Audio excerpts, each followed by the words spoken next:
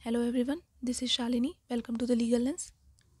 तो आज के सेशन में हम अपनी जुरिस्प्रूडेंस की क्लासेस स्टार्ट करेंगे जो कि यूपी जुडिशरी के पर्पस के लिए स्पेसिफिक होंगी।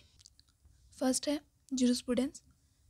ये जुरिस्प्रूडेंस वर्ड जो है ये लैटिन टर्म है, लैटिन वर्ड से लिया गया है जो कि दो वर्ड से डिराइव है, ज्यूरिस एंड प्रूडेंसिया। ज्यूरिस का मतलब होता है लॉ एंड प्रूडेंसिया का मतलब नॉलेज।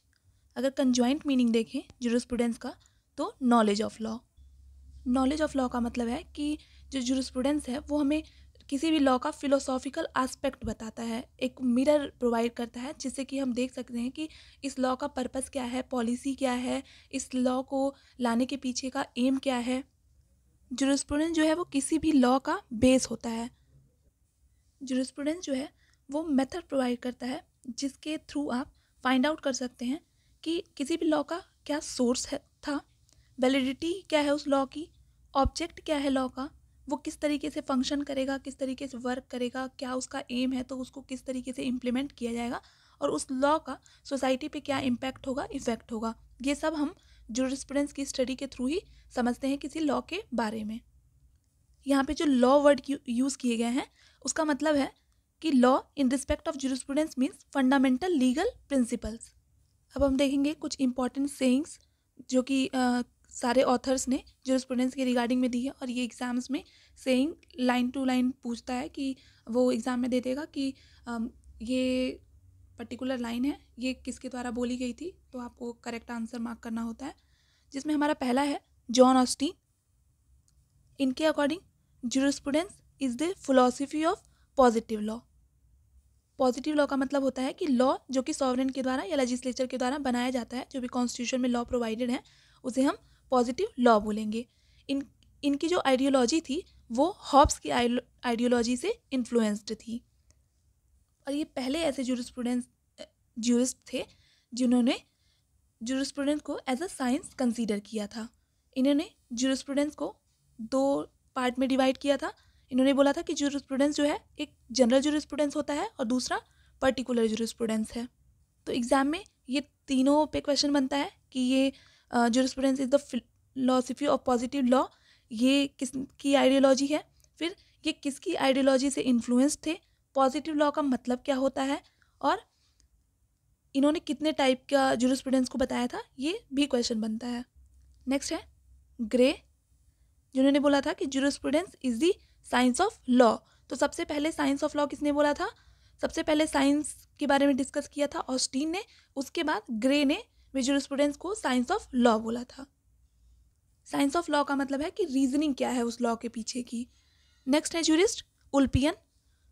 उल्पियन के according jurisprudence is the observation of thing human and divine, knowledge of just and unjust. मतलब कि क्या सही है और क्या गलत है। नेक्स्ट है जूलियस स्टोन। जूलियस स्टोन के according jurisprudence is the lawyers extra version. मतलब कि जो लॉयर जो लॉ को डेवलप करते हैं, जो उनका एक्सप्लेनेशन होता है लॉ के रिगार्डिंग में, उसे ही हम जुरिस्प्रूडेंस बोलेंगे। ये जूलियस स्टोन का मानना था। नेक्स्ट जूरिस्ट है सालमन। इन्होंने कहा था jurisprudence is the science of first principle of law. तो ये भी पूछता है कि फर्स्ट प्रिंसिपल ऑफ लॉ किसने बोला था, तो ये सालमन के द्वारा दिया गया था। इन्होंने भी जुरिस्प्रूडेंस को दो तरीके से बताया था, एक जेनरिक जुरिस्प्रूडेंस, दूसरा स्पेसिफिक जुरिस्प्रूडेंस। मतलब कि जुरिस्प्रूडेंस को दो तरीके से बाइफरकेट कर सकते हैं, एक होता है जेनरिक जुरिस्प्रूडेंस और दूसरा स्पेसिफिक जुरिस्प्रूडेंस। और ऑस्टीन ने बोला था कि जनरल जुरिस्प्रूडेंस और पर्टिकुलर जुरिस्प्रूडेंस। नेक्स्ट है हॉलैंड। इनके according jurisprudence is the formal science of positive law. तो फॉर्मल साइंस को एज इट इज़ कहीं डिफाइन नहीं किया गया है, पर हम अगर जनरल सेंस में देखें तो फॉर्मल साइंस का मतलब होता है कि जो भी फंडामेंटल बेसिक प्रिंसिपल्स दिए गए हैं कॉन्स्टिट्यूशन में या किसी भी लॉ में, उसी को हम फॉर्मल साइंस बोलते हैं। नेक्स्ट है डॉक्टर एलन। इन्होंने कहा था कि jurisprudence is the scientific synthesis of the essential principles of law. Next है कीटन। इनके according jurisprudence is the study and systematic arrangement of the general principles of law. तो कीटन के according study and systematic arrangement of the general principles of law है।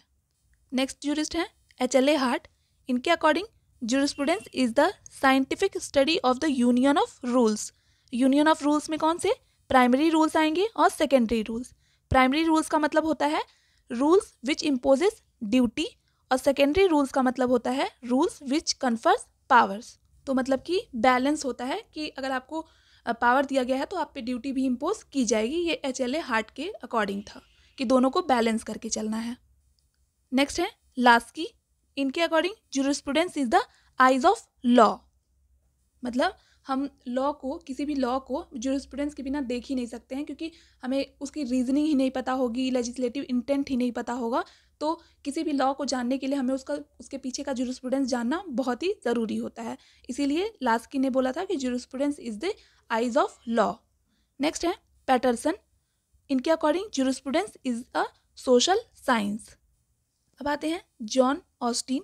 ये भी question बनता है कि लॉ प्रॉपरली सो कॉल्ड और law improperly so called ये किसकी थियरी थी. तो ये जॉन ऑस्टिन की थियरी थी. इन्होंने दो तरीके से बाइफरकेट किया, law properly so called and law improperly so called. Law properly so called का मतलब होता है कि ऐसे पॉजिटिव लॉ मतलब फंडामेंटल लीगल प्रिंसिपल जिनके के पीछे सैंक्शन होता है, मतलब अगर आप उसको फॉलो नहीं कर रहे हैं तो फिर आपको उसके लिए सज़ा मिलेगी. और लॉ इम्प्रॉपरली सो कॉल्ड का मतलब होता है कि लैकिंग ऑफ सैंक्शन, जहाँ पे अगर आप कुछ गलत भी कर रहे हैं तो वहाँ पे आपके लिए सज़ा प्रोवाइड नहीं की गई है, सैंक्शन प्रोवाइड नहीं किया गया है. नेक्स्ट ऑथर हैं ब्लैकस्टोन. इन्होंने कहा jurisprudence is the study of science of law. Next है Wurzel. Jurisprudence is the first social science to be born. Next है Dias and Hughes. Jurisprudence may be tentatively be described as any thought other than the technical exposition. Next हम देखेंगे कि jurisprudence के कितने प्रकार हैं और किसने जुरिस्प्रूडेंस को कितने पार्ट्स में बाइफरकेट किया है. तो फर्स्ट जुरिस्ट हैं बेंथम. इन्होंने 2 पार्ट में डिवाइड किया जुरिस्प्रूडेंस को. पहला है एक्सपोजिटोरियल एंड दूसरा सेंसोरियल या इवेल्युएटिव. एक्सपोजिटोरियल का मतलब होता है कि व्हाट लॉ इज, मतलब लॉ क्या है, क्यों लाया गया है. ठीक है. और दूसरा इन्होंने था कि लॉ क्यों लाया गया है, इसकी वजह से what law ought to be, और लॉ क्या होना चाहिए था. नेक्स्ट जुरिस्ट है सार्मन.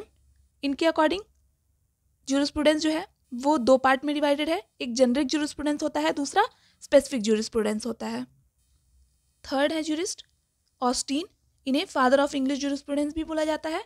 और ये क्वेश्चन भी बनता है, डायरेक्ट क्वेश्चन पूछ लिया जाता है MCQs में कि फादर ऑफ इंग्लिश जुरिस्प्रूडेंस कौन है. तो ये ऑस्टीन है. ऑस्टीन के अकॉर्डिंग जुरिस्प्रूडेंस 2 तरीके से, general jurisprudence and particular jurisprudence. So this is all for today. Thanks for watching. Next video में हम आगे के टॉपिक डिस्कस करेंगे जो एकदम एग्ज़ाम ओरिएंटेड होंगे. तब तक के लिए keep preparing, keep shining. All the best. Thank you.